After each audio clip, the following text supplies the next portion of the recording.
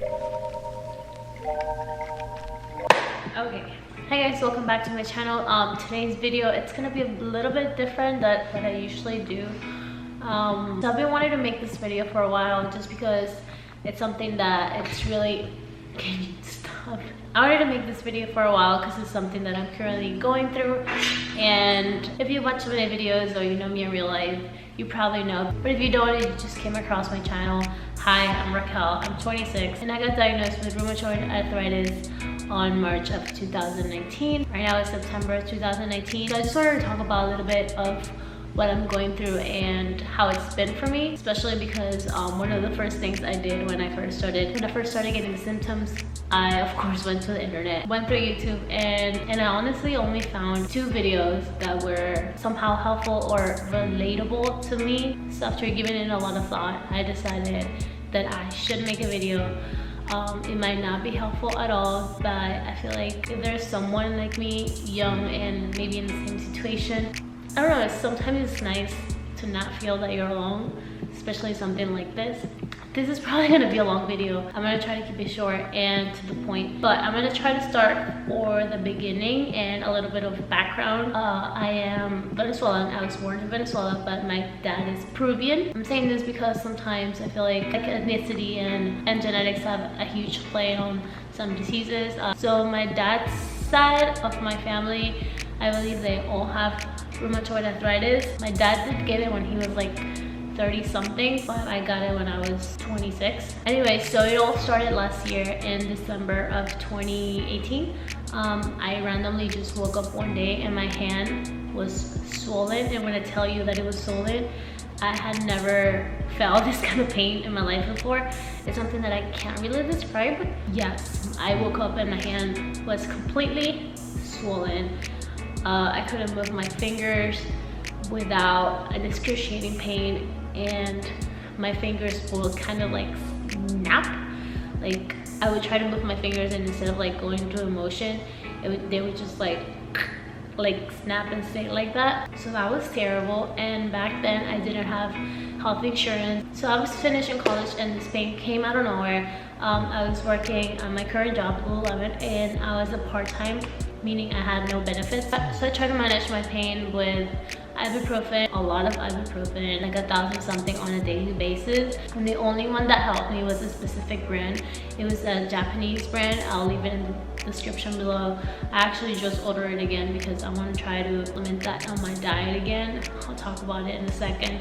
But yeah, moving forward to March, I was able to become full-time at my job, and I of course went ahead and grabbed the insurance. So the first thing I did was I went to the doctor, and they test you for the Rh factor.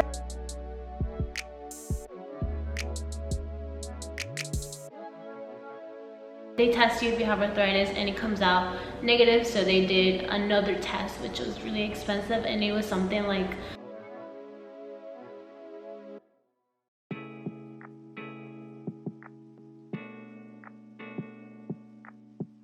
so my doctor got those test results back, and of course I had rheumatoid arthritis. I was kind of relieved at the time because I was so scared that it was something worse. Like if it wasn't arthritis and I had this pain and this like inflammation in my wrists, I had to have something worse. So I was kind of relieved that it was rheumatoid arthritis at the time. I started with methotrexate right away. It did help with the inflammation. It went down, but I was still having flares up. So my doctor went ahead and prescribed Plaquenil, which I had an allergic reaction. I think it was some kind of shock. Like my whole body got hives. It itched all over. So it started like on my chest, on my arms, and then it went through my neck, and then just grabbed my whole body all the way to my feet. And that lasted like around a month and a half. The rash went away, my skin started to peel off. So it was just like an awful process. I really don't wish that to my worst enemy. So of course Plaquenil didn't work for me, so I went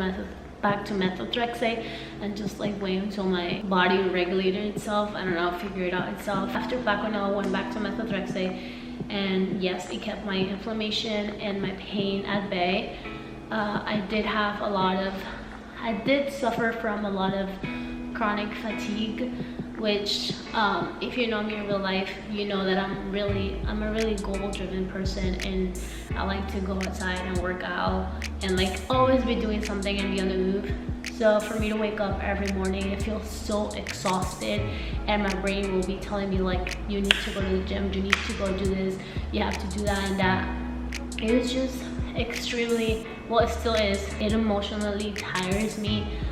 Some days I just feel really depressed, and it's just a constant sorry if I get like a little emotional. It's just like, it's something that I'm still going through it. I don't have an answer. That's why I wasn't sure of making this video, because it's not like, so this and this and that and this is the answer. No, and also it's really different for everybody. Like, I remember my dad only took one pill, which was Areva, and that worked for him. He was fine. Anyways, every now and then I'll have flare-ups. So my doctor recently actually just recommended me to go into Humira. Now, Humira, you've probably seen the commercial. There's a lot of side effects, as any drug. One of the things that my doctor told me about Humira is that there is a 1% chance of developing cancer. And he said, oh, don't worry, you'll be fine. It's a 1%. We're gonna be monitoring you, and if it happens, we just treat it.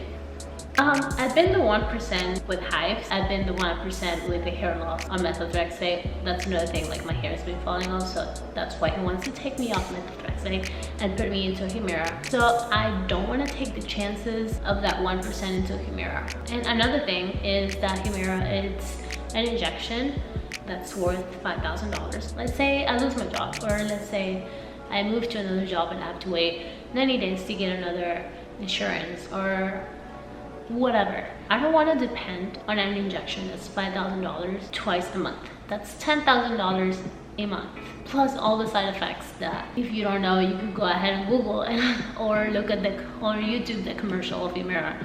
I'm pretty sure it's a great injection and it helps a lot of people.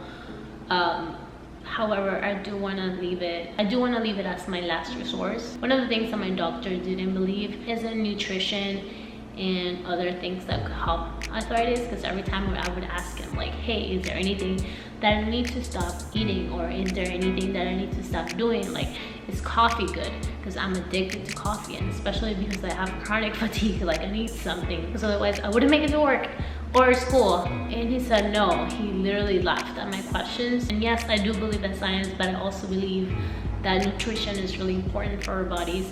So that's something that I'm looking into right now. Hopefully I find answers.